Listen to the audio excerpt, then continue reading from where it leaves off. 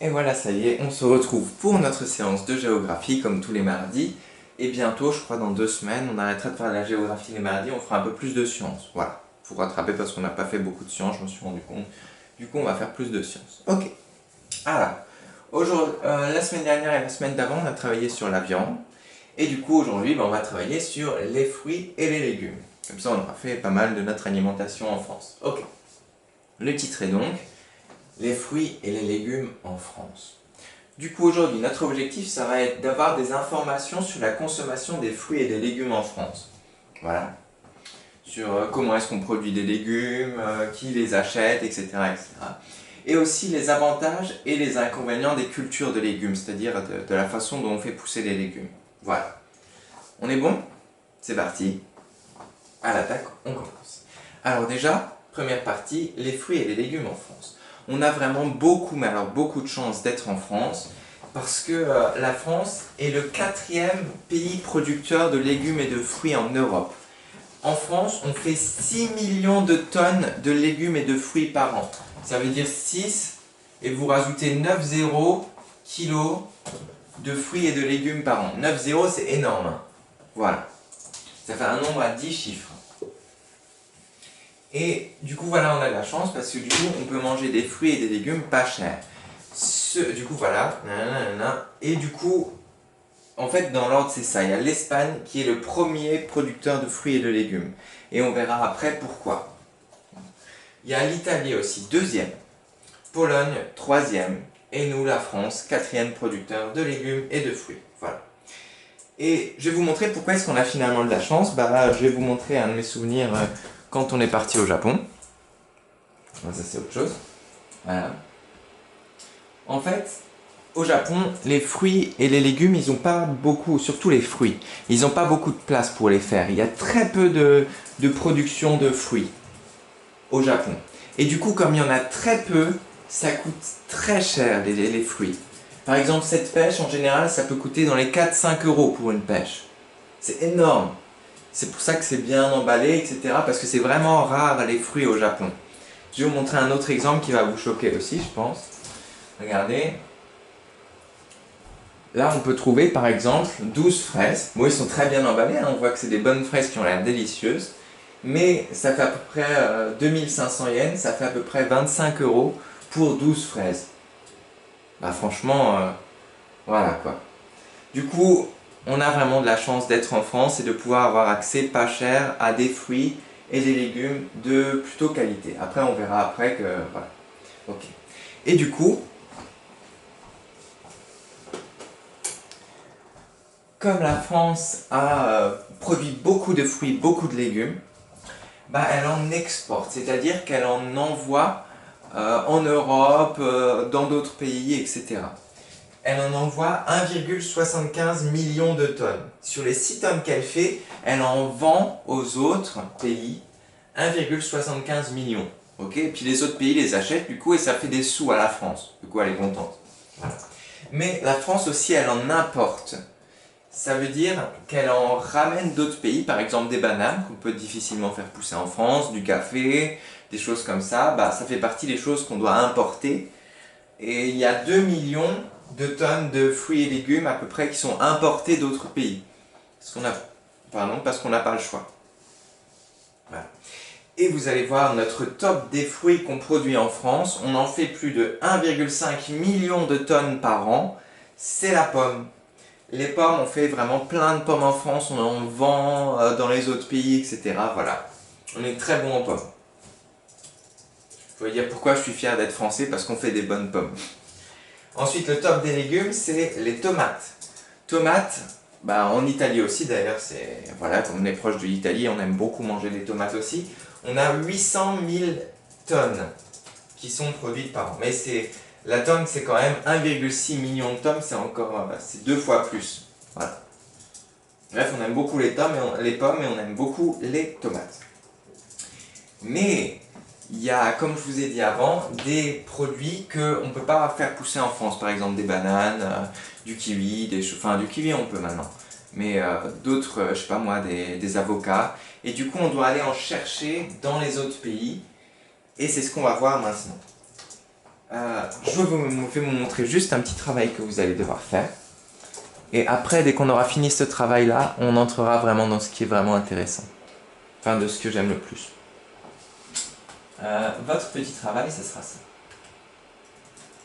Ça va être 5 questions à répondre. Est-ce que ça marche? On va devoir pouvoir faire un zoom, non? Oui. Hop là, je vais vous mettre ça. J'essaie de faire un écran comme ça sur mon tableau. Je sais pas si ça va le faire, ok.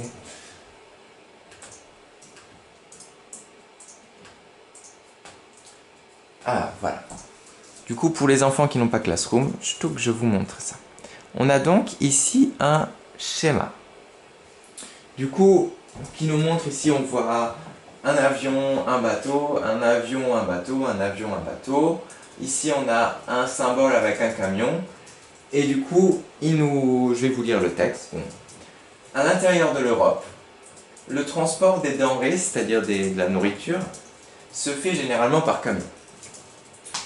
Vers l'Europe, depuis l'Asie, l'Amérique et l'Afrique, du coup l'importation, quand on ramène, voilà, le transport se fait par avion ou par bateau selon la rapidité avec laquelle la nourriture doit arriver. Par exemple, les produits frais sont importés par avion, parce que par exemple les fleurs, il faut les ramener vite par avion, mais ça se mange pas, enfin si ça se mange, c'est fois certaines fleurs, mais bon. Et du coup les fleurs, ou je sais pas moi, qu'est-ce qui périme vite? Les viandes par exemple doivent être ramenées rapidement par avion. Voilà. Et il y a certains produits, par exemple comme les kiwis, les bananes, le riz, les oranges, comment ça s'appelle, les avocats, on peut encore les mettre par bateau, voilà, parce que c'est moins cher par bateau. Et voilà. Du coup, je vais vous laisser répondre à ces questions. Il y a 3 questions pour le document. Ok.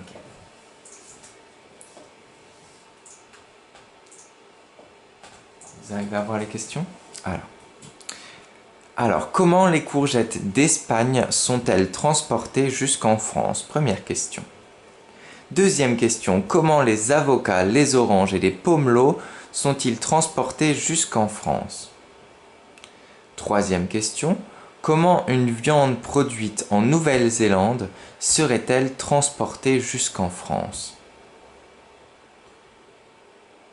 Voilà, je vous laisse répondre à ces petites questions. On se retrouve dans 10 secondes pour déjà la correction. Mais vous, prenez le temps, prenez une feuille, regardez bien le document que je vous ai mis avant, que je vais remettre d'ailleurs. Voilà, pour pouvoir répondre aux questions.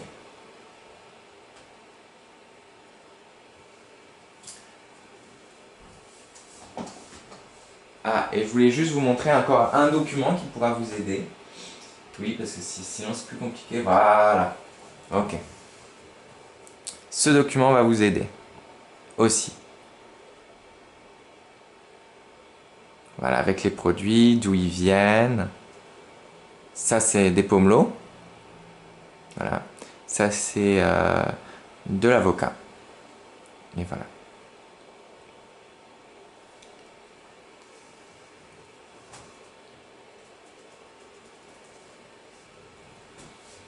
On a encore juste ça.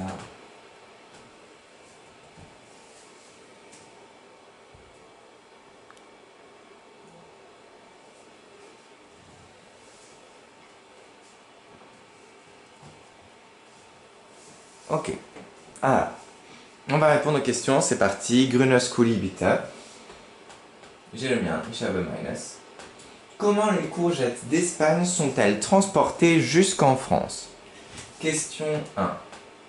On voit bien que tout ce qui est en Europe se fait par camion. Et du coup, l'Espagne est en Europe. Du coup, les courgettes sont transportées par camion. Les courgettes. Je ne peux pas le faire.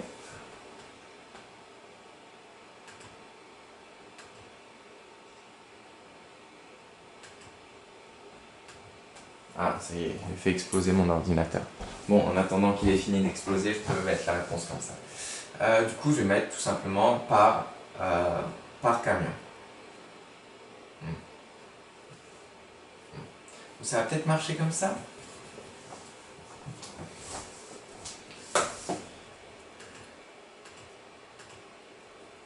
par camion. Normalement, il faut faire une phrase, hein. Je vais la faire en entier. On transporte les courgettes en France par camion. Les courgettes d'Espagne. Voilà, du coup, on transporte les courgettes d'Espagne en France par camion. Ensuite, comment les avocats, les oranges et les pomelos sont-ils transportés jusqu'en France? Alors là, on avait vu, regardez, les pomelos, ils viennent d'Afrique du Sud, c'est-à-dire ici. Ensuite, on a les avocats qui viennent du Pérou, du Mexique, c'est-à-dire ici, en Amérique, pardon, ou ici, en Afrique du Sud également. Du coup, comment tout ça s'est transporté? Bah, les oranges aussi, hein, Afrique du Sud. Comment tout ça s'est transporté? Où est mon texte? Bah, que c'est transporté jusqu'en France. Bah, c'est des choses qui pourrissent pas trop vite. Ça va. Du coup, ils sont transportés par bateau. Alors, ces produits sont transportés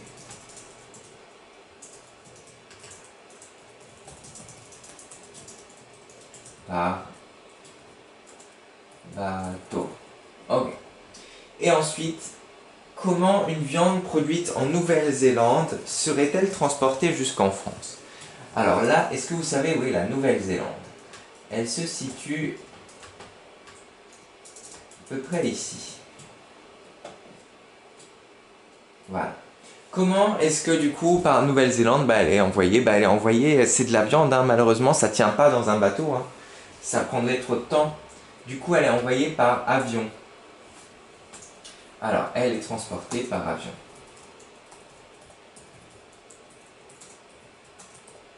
Notre viande. Et voilà, parce qu'en Nouvelle-Zélande, ils sont réputés pour avoir une bonne viande de bœuf. Ça s'appelle du Black Angus. Et voilà, et là, on arrive à notre deuxième exercice, qui est un schéma, toujours. Il y a marqué quantité de CO2, c'est du gaz, émis pour les transports d'une tonne d'aliments sur une distance d'1 km. C'est-à-dire quand on transporte, ça c'est un schéma qui marche quand on transporte une tonne d'aliments, ça veut dire 1000 kg, sur 1 km.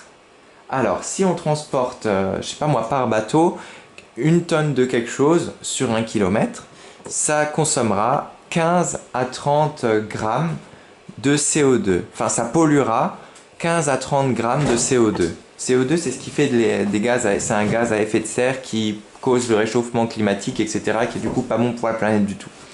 Du coup, bateau, ça va, ça pollue pas trop. Le train, 30 grammes par 30 grammes de CO2. Voilà, ça va. La voiture, par contre, ça pollue déjà plus, hein. Parce que le train, c'est électrique et le bateau, des fois, il peut être poussé un peu par le vent, etc., etc. Et la voiture, du coup, ça pollue plus, 162 à 186 grammes. Et là, le camion, c'est énorme. Ce camion, c'est lourd et puis ça avance, ça a plus de mal à avancer qu'une voiture. Là, on est à 210 grammes de CO2. Et là, le pire, c'est l'avion. Regardez-moi cet avion. C'est 2 à 3 fois plus que le camion, hein. Voilà. Avion, ça peut être de 570 à 1580 grammes de CO2. Voilà. Du coup, ça pollue pas mal. Juste réponse à ces petites questions. Bon, est-ce que j'arrive à le mettre oui, j'arriverai, mais bon. Voilà. Quels sont les deux moyens de transport les plus polluants? Bah ça, vous pouvez me le trouver déjà sans me l'écrire, hein. Et quels sont les deux moyens de transport les moins polluants? Voilà. Quels sont donc les plus polluants et les moins polluants?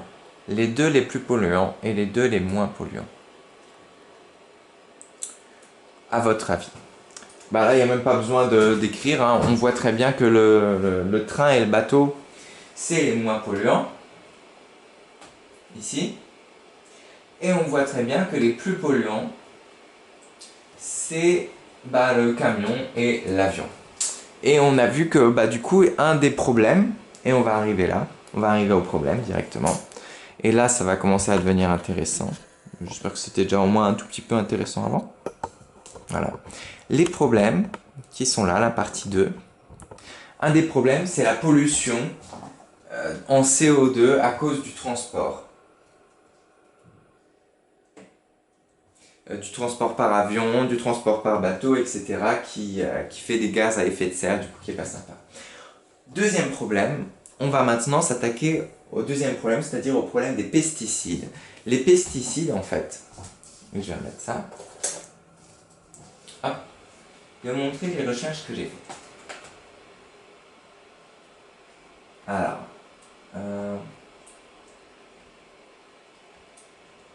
moi je vais vous montrer ça. Voilà.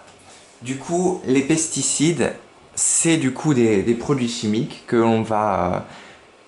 parce qu'en fait, les agriculteurs, ils aiment pas quelque chose, c'est ils aiment pas que par exemple, bah, il y a des insectes qui viennent manger leur salade ou des, je sais pas moi, des insectes volants qui viennent grignoter leur blé, etc. Du coup, ils vont utiliser des pesticides. Icide, ça veut dire tuer.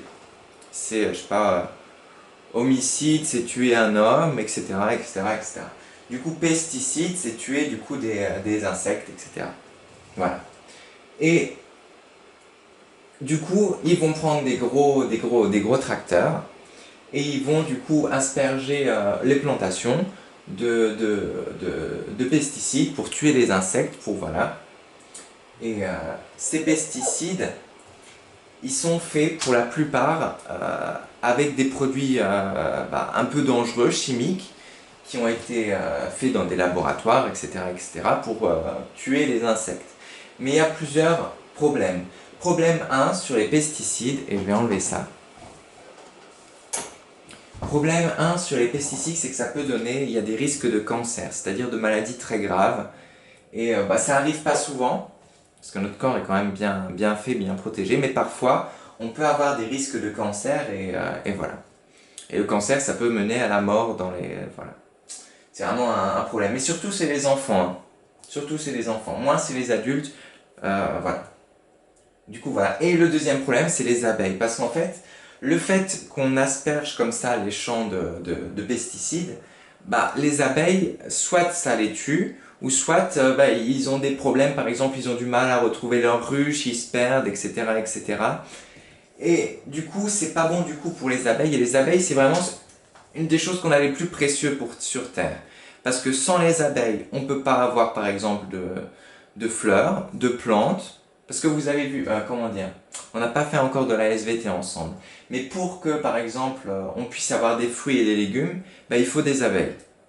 Voilà, sinon il n'y a pas de pollinisation et du coup on ne peut pas avoir de fruits et de légumes.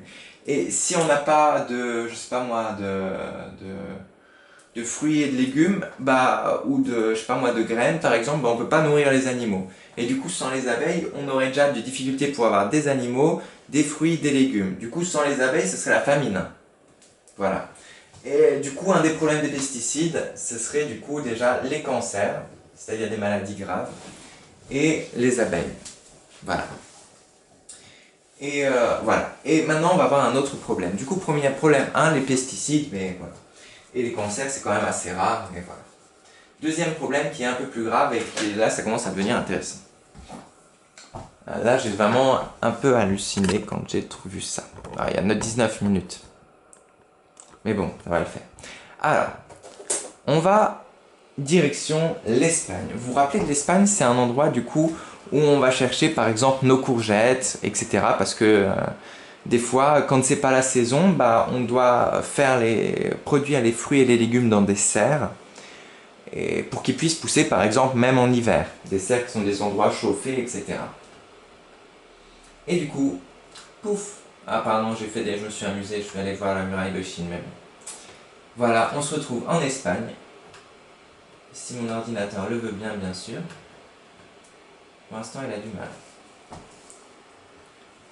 Alors, on est en Espagne. Et je vais peut-être carrément couper la vidéo. Non, c'est bon, mon ordinateur est avec nous. Ah, il est avec nous, ok. Et vous savez quoi? Bah, dès là, on a un zoom qui est très... On est à très petite échelle, très, comment dire, très petite échelle là. Et du coup, dès là, vous pouvez voir, si vous avez des bons yeux, un endroit où il y a des grosses serres. Et c'est là où ils vont produire beaucoup, mais alors beaucoup de fruits et de légumes. Je vous rappelle que l'Espagne, on avait marqué que c'était le premier producteur de fruits et de légumes. Essayez de trouver quel endroit dans l'Espagne, ici, je vous fais un zoom, ça se voit depuis là, hein, il y a les serres pour produire les légumes et les fruits. Ceux qui trouvent, mettez-moi-le dans le Discord parce que ce serait drôle, ça me ferait rigoler. Je vais vous faire un zoom. Allez, c'est fini, vous avez trouvé, vous avez fait vos paris. Ouais. Regarde. La réponse était là. Ici.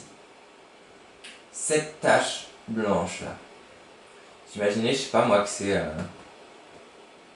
un endroit avec, je sais pas moi, des marais salants, du sel, etc. Mais regardez. Si bien sûr mon ordinateur le veut, parce que là j'ai beaucoup de pages ouvertes. Et il n'est pas content.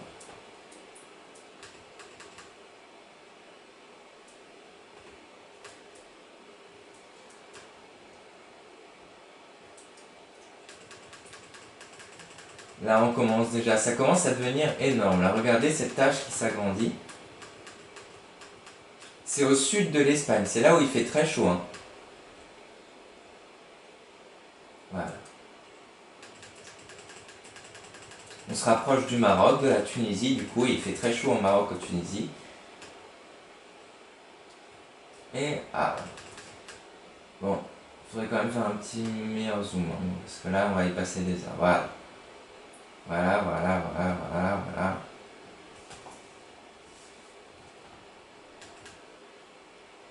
Et on arrive, regardez, cette énorme ville, El Ejido.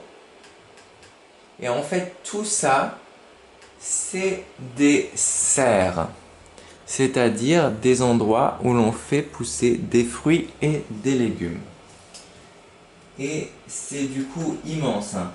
Regardez, là, est-ce qu'on a une échelle? Pourquoi ils ne nous mettent pas d'échelle? C'est pas gentil ça. Ouais. Ici par exemple, on va mesurer une serre. Elle fait combien? Alors, hop. Sélectionnez le point de départ là.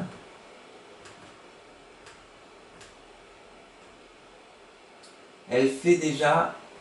Une serre fait à peu près 398 mètres. Ça fait à peu près la moitié... bon, 400 mètres.